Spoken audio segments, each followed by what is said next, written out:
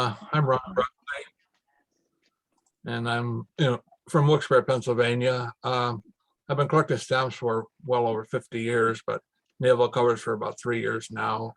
I'm a recent member of this organization, and my presentation will tell you more about my collection.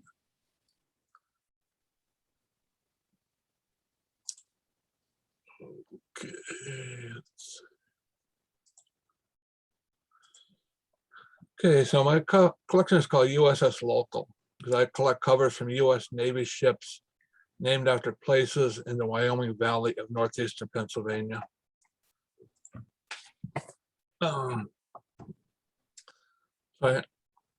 Okay, I was born in Wilkes-Barre, which is in northeastern Pennsylvania.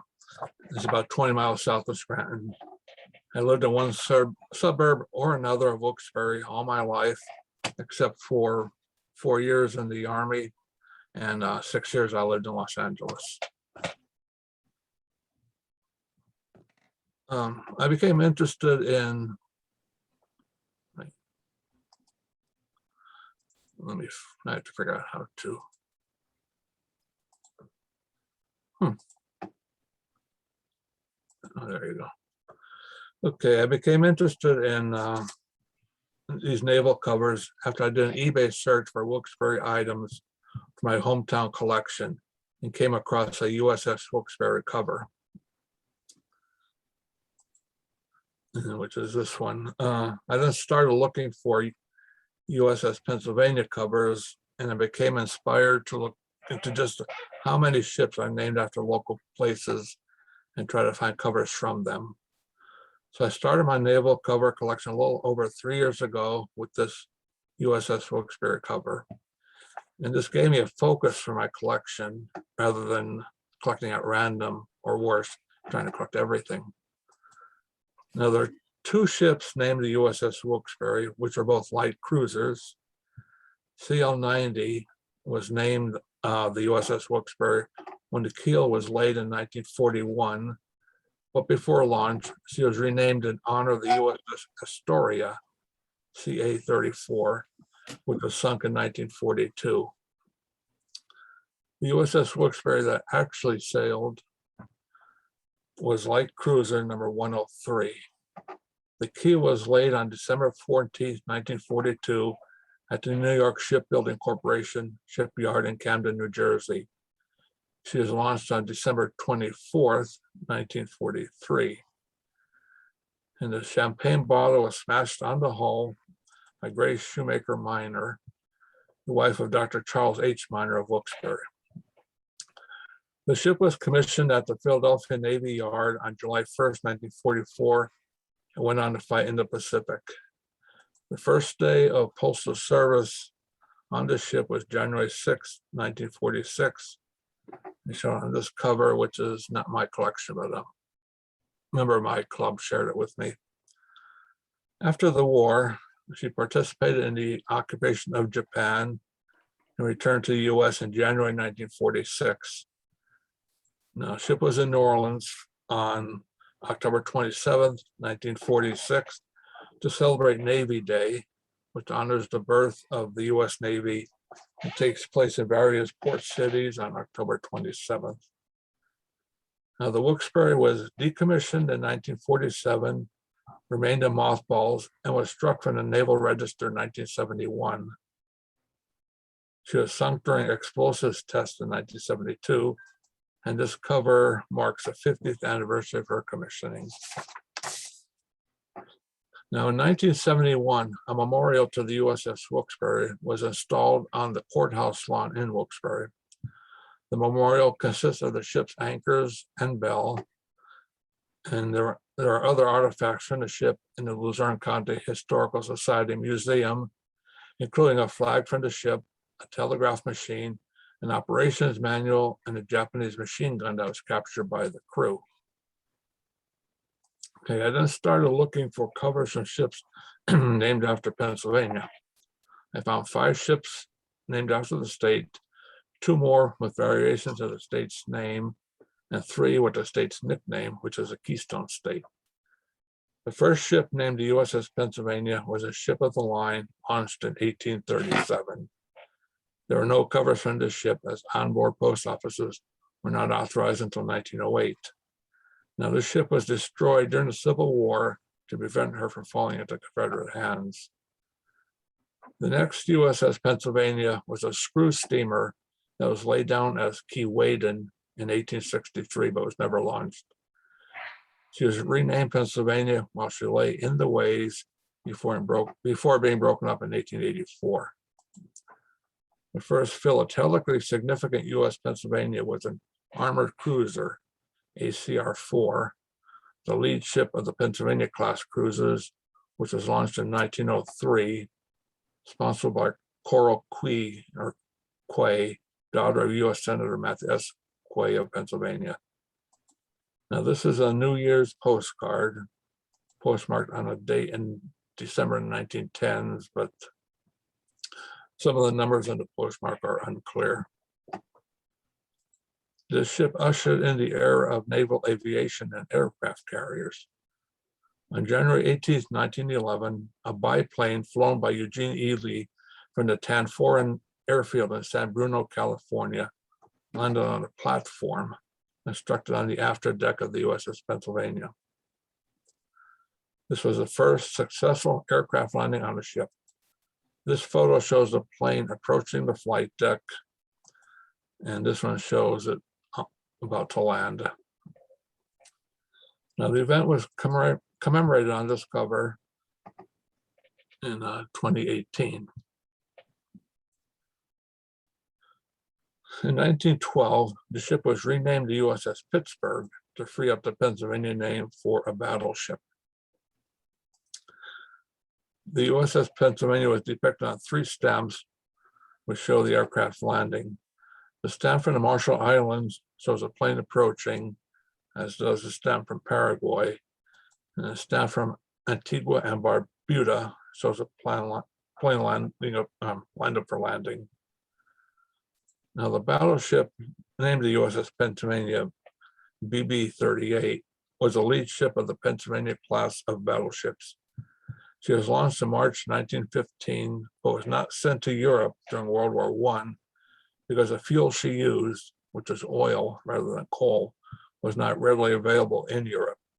Instead, she took part in training exercises off the east coast of the US.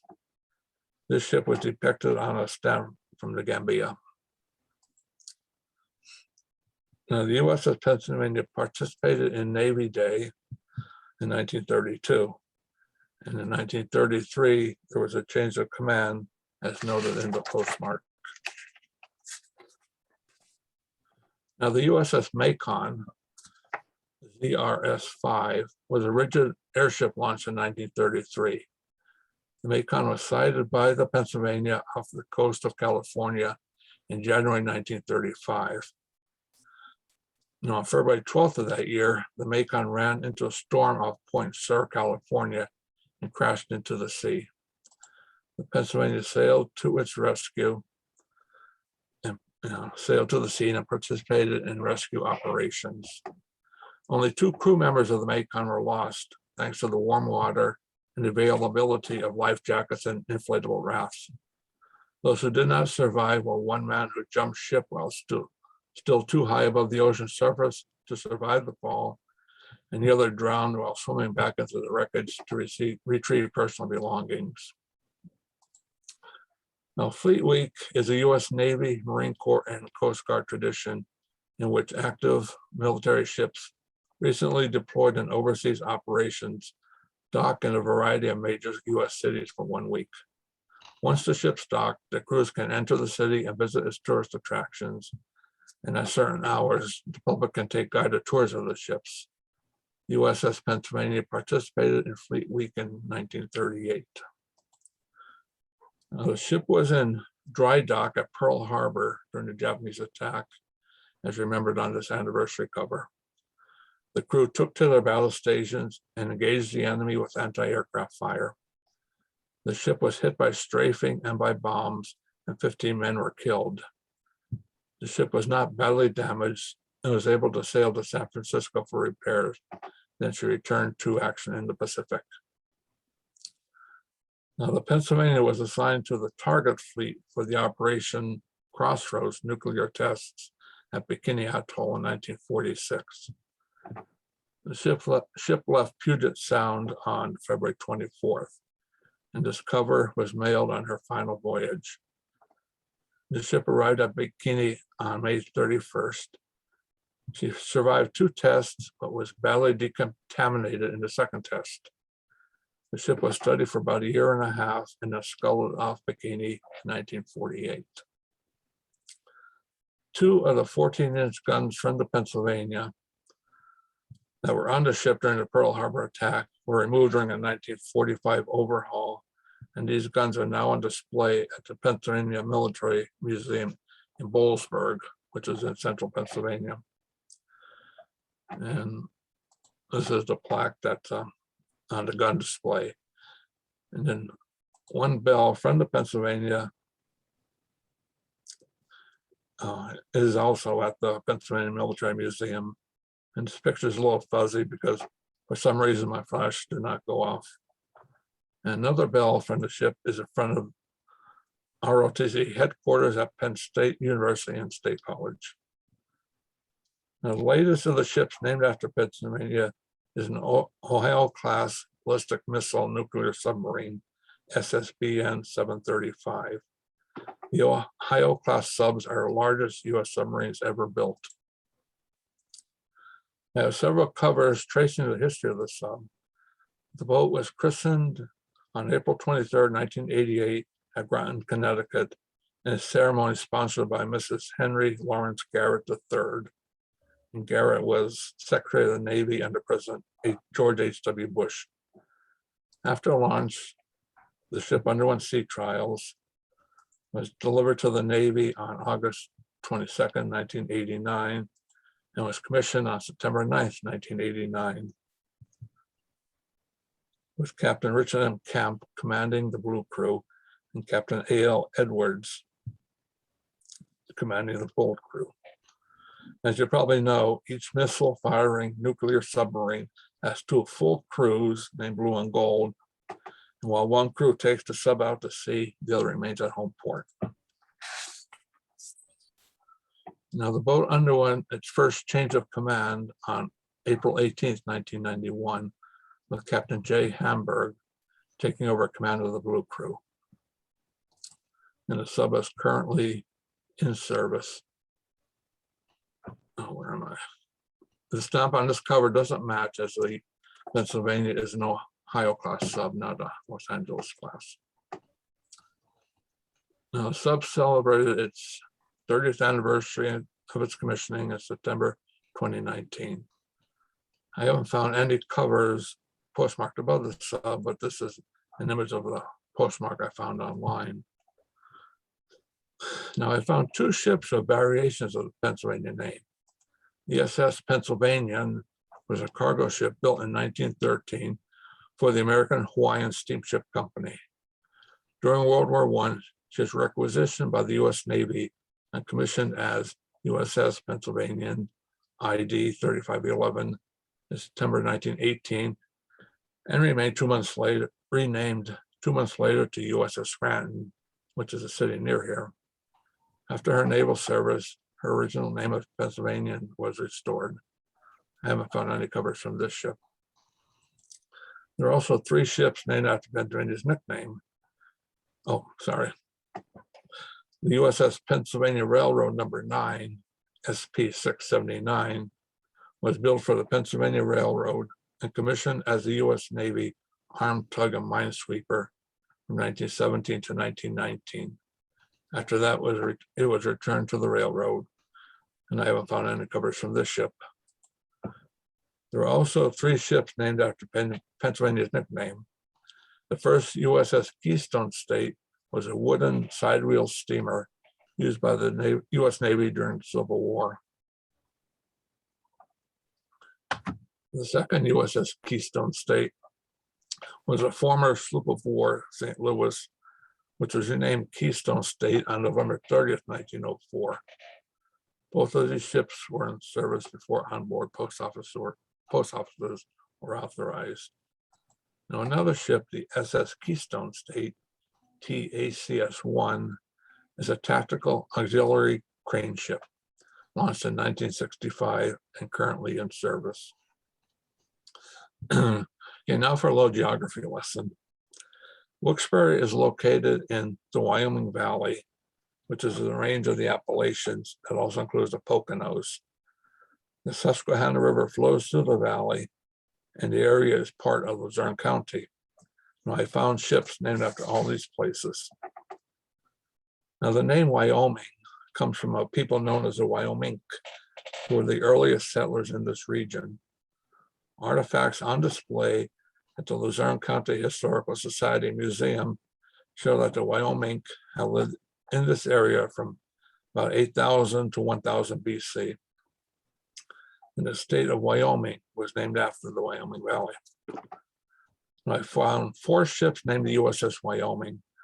The first was named after the valley, and the other ships were named after the state. However, since the state was named after the valley, I still consider that a local connection. The first USS Wyoming was a steam sloop launched in 1859. This was a ship that was named after the valley. Now, she operated off the California coast during the Civil War on the Union side. She also fought off the coast of Japan, including the Battle of the Straits of Shimonoseki in 1863, winning the first ever U.S. naval victory over Japan. Now, in 1868, the ship sailed for the Atlantic and saw service at the North Atlantic Station, the European Station, and the U.S. Naval Academy.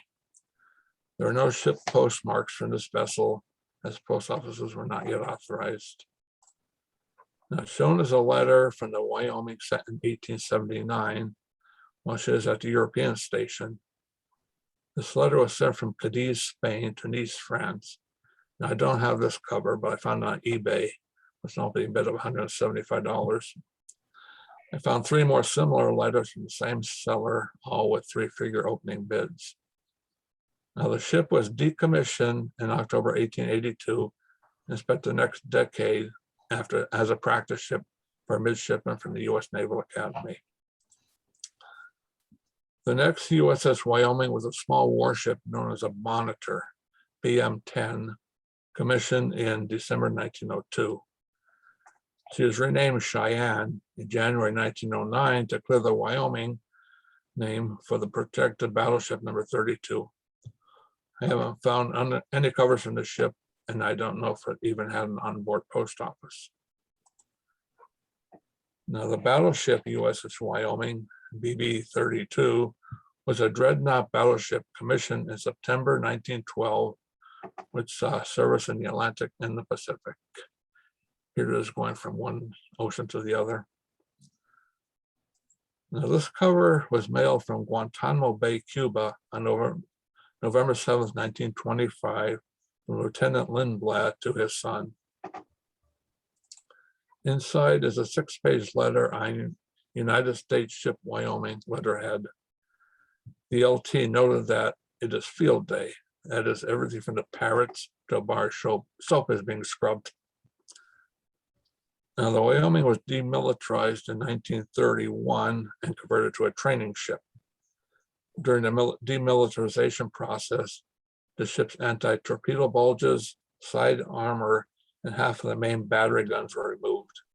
As a training ship, her designation was AG-17.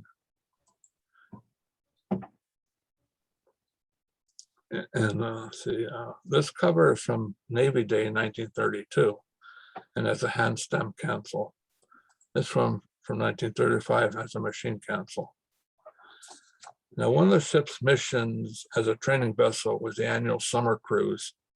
This trip to Europe gave midshipmen from the U.S. Naval Academy at Annapolis training and experience in commanding the crew of a Navy ship. Now, I have a dozen covers tracing the USS Wyoming's 1935 summer cruise. She left Annapolis on June 7th and was in the Mid-Atlantic on Flag Day. She entered the English Channel on June 19th and reached Edinburgh on June 22nd. The crew celebrated the 4th of July in the North Sea before reaching Oslo on July 6th, and then went to Copenhagen on July 12th. It took a couple of weeks to get down to Gibraltar. The ship then went on to Funchal on Madeira Islands, reaching that port on August 1st. Now, on the way home, she stopped in Hampton Roads, Virginia, and Lynnhaven Roads, Virginia. And the ship was back in Annapolis on August 27th, a voyage of nearly 12 weeks. Now, the Wyoming continued as a training ship in the Atlantic during World War II, was decommissioned in 1947 and scrapped at the end of the year.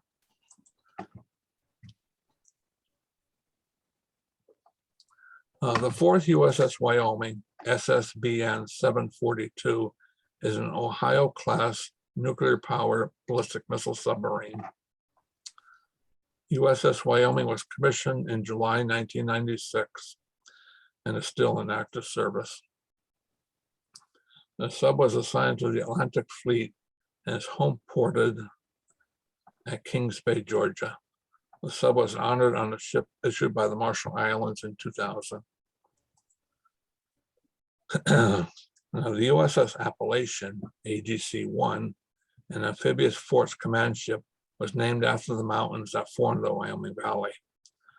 The ship was launched on January 29, 1943. Now, she joined the Pennsylvania at Bikini Atoll in 1946, but as a support ship, not a target ship. The ship was decommissioned in 1947 and sold for scrap in 1960. I don't have any covers from this ship.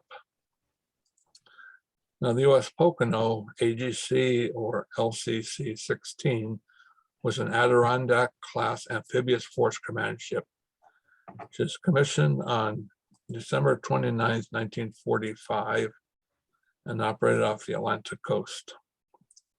Early in 1948, she was a flagship of Admiral W.H.P. Blandy, commander of the Atlantic Fleet. The ship was decommissioned at Norfolk in June 1949, recommissioned in 1951, and scrapped at the end of 1981. The 4 ships were named the Susquehanna after the river that flows through the Wyoming Valley. The first was a side-wheel steamer launched in 1850 that fought in the Civil War. She was assigned to the Atlantic Blockading Squadron in 1861 at Hampton Roads, Virginia. Now, this cover commemorates the ship. The second Susquehanna, ID 3016, also known as TT 3016, was a German passenger steamship that was seized at Baltimore Port upon the outbreak of World War I, used as a troop transport. Oh, where am I? Okay. Ooh. Okay, I lost my place, sorry.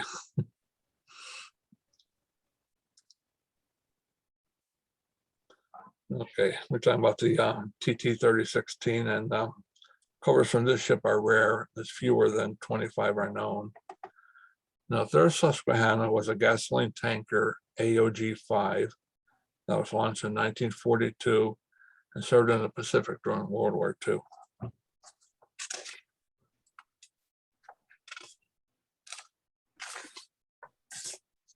And the fourth Susquehanna was the USNS Susquehanna TAL-185, which is a Falcon-class transport tanker. She was launched in 1972 as a civilian ship, Falcon Countess, and later leased by the U.S. Navy and renamed. The ship had no postal facilities. This cover was mailed in 1977, and the ship was taken out of service in 1983 and returned to her owners in 1984. Now, launched in 1944, the USS Luzerne County, LST-902, was a landing ship that served in World War II, the Korean War, and the Vietnam War. This photo shows her at Vung Tau, Vietnam, where, coincidentally, a member of the Wyoming Valley Stamp Club was stationed. Now, the ship earned 2 battle stars for the Korean War, 1 award of the Meritorious Unit Commendation, and 12 battle stars for for Vietnam service. She was decommissioned in 1970. The bell from the ship is at Marine Corps Logistics Base in Barstow, California. Now, there were a number of Victory ships named after American cities. One of these is the SS Pittston Victory. The Pittston is at the northern end of the Wyoming Valley. There are also Victory ships named after Plymouth, Kingston, and Luzerne, which are the names of towns in the valley, although they may not be the local towns, because the Plymouth was probably named after the Massachusetts city, and there are several Kingstons in the US.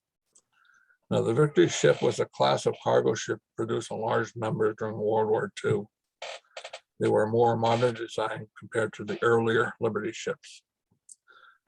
Now, another category for my collection will be ships named after local people. I couldn't find any locals had ships named after them.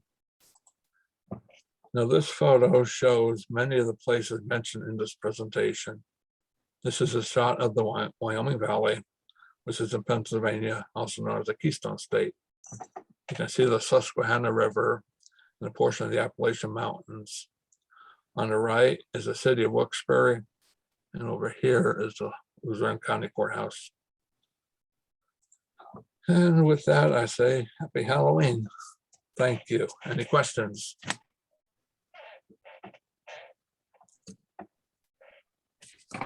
I have a question. Does Pennsylvania maintain any kind of relationship with the state of Wyoming? Do they consider it a sister state because of the borrowed name? Not that I've been able to find out. I haven't even been able to find out why the state was named after the valley. Yeah, I mean, Something I'm still researching. yeah. Yeah, I think it's very interesting that they borrowed the name, and I wondered if there was any kind of relationship still maintained. But thank you for their presentation. It was excellent. I enjoyed it. Thanks. Ron, I just wanted to mention, I thoroughly enjoyed your presentation, mainly because I was born in Wilkes-Barre. Oh. And I pronounce it Wilkes-Barre, not Wilkes-Barre. But I grew up, went to high school, graduated, left to go to college, and never returned. But it was really educational, learning about the different ships from all the kind of the local names that you went through. And I enjoyed that last picture you showed of the Susquehanna River going through Wilkes-Barre and Kingston on the other side. It's been a long time since I've been back there, probably about 40 years since I was back in that area. Oh. But thank you for the presentation. Hey, where do you live now? I live in Reno, Nevada. Oh, okay. But I went into service after I graduated from college, and I've been kind of around the world, going to upstate New York, Japan, North Dakota, Southern California, Southern Nevada, Southern Arizona, before I came up here to Nevada 15 years ago. And, I've been around, but it's been educational every place I've been at. But thank you very much for the presentation. Oh, you're welcome. Ron, I can only say it was really well done. Thank you very much. Thanks. Good presentation. One other comment, the tugboat with the Keystone logo looks like a railroad tug from the Pennsylvania Railroad, because that was their logo. If you want to pursue it further, there is an article in the Railroad Model Craftsman. It's either August, September, October of this year on railroad tugs, and there's a cutaway that shows the inside, including the engine room and the engine. Okay, what magazine was that? Railroad Model Craftsman. Oh, I'll have to check that out. Thanks. And incidentally, the Pennsylvania, the first one, I believe is the only triple decker we ever had in the US Navy. Oh, yeah, I think so. Ron, I'd like to also congratulate you on a good presentation and give you a heads up. There's a USS Pennsylvania cover on eBay right now that was canceled December 11th, 1941, four days after Pearl Harbor. Oh. And it's up for bid right now.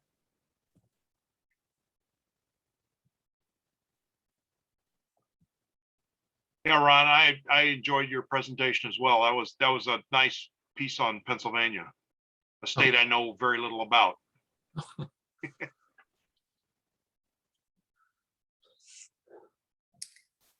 Any other comments? Anybody else? I'm impressed with the fact that 15 people, it seems like a larger number of people after each presentation. Actually, we have And 17. it's a growing number, and that's a good thing. Yeah, we have 17 actually, which is a very Oh. good thing. 17, wow. 17, yep. I think we've had a high of 25, which was for one of Steve's. Oh, But this is bravo. very good. I'm glad that we're getting the participation that we need. Speaking of which, Steve is doing the next presentation, so be prepared. It's coming up the first part of December. And David and I are going to be doing a presentation in January, but I thought I'd ask the participants which they would prefer, because we're debating on whether to do more Japanese. The Japanese first day, the first day covers the memorial that covers the Pearl Harbor stamp, where the Japanese are basically celebrating their victory at Pearl Harbor. There's some great cachets, but not everybody appreciates some of that. The other one is kamikazes versus carriers. So,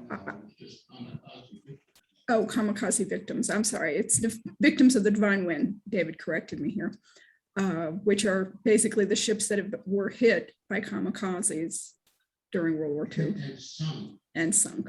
So I'm asking, anybody have a preference? Preference for what now?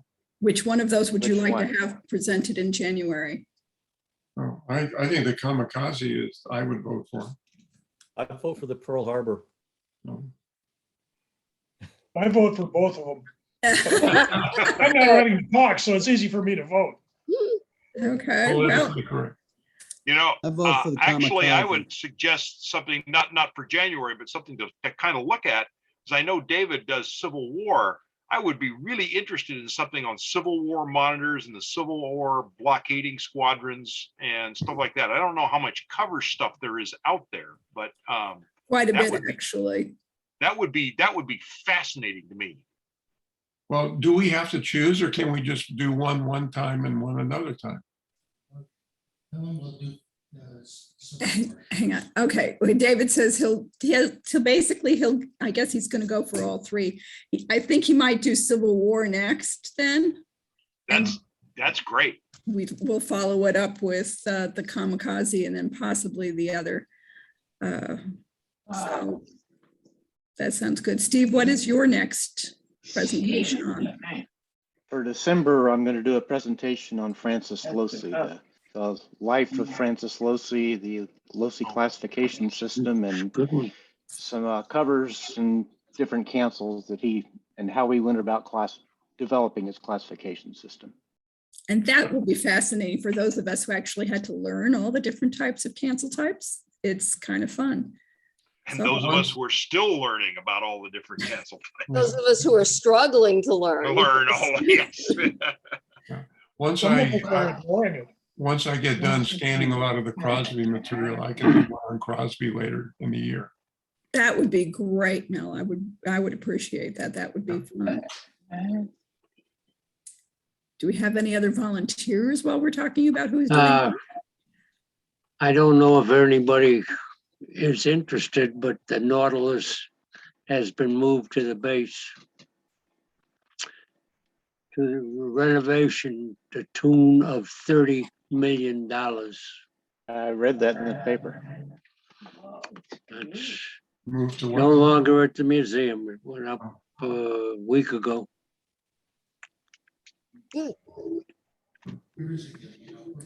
Yeah. And where did you say it was getting the overhaul? What's that? Where did you say it was being moved to? The base. Which base? The work is the sub base. There is only one base. U.S. Submarine Base, New London, even if it's in Groton. I was going to say, so we're talking Groton here. Okay. Talking about- Okay. Sorry. We also have one in Washington out here. You know, where's the $30 million coming from? Oh, The Is it- United States government.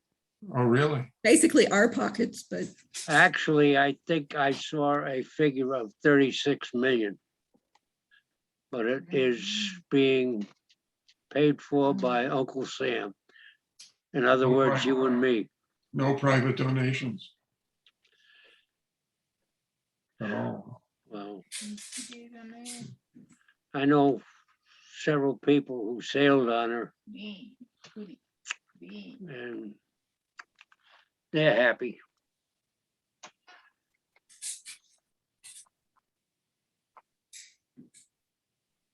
Anything else from anybody? If not, I think we got a wrap on this meeting. Okay. Okay. Thank you. It was great. Thank you. Yeah, thank you again, Ron. That Thank was you, wonderful. everyone. Enjoy.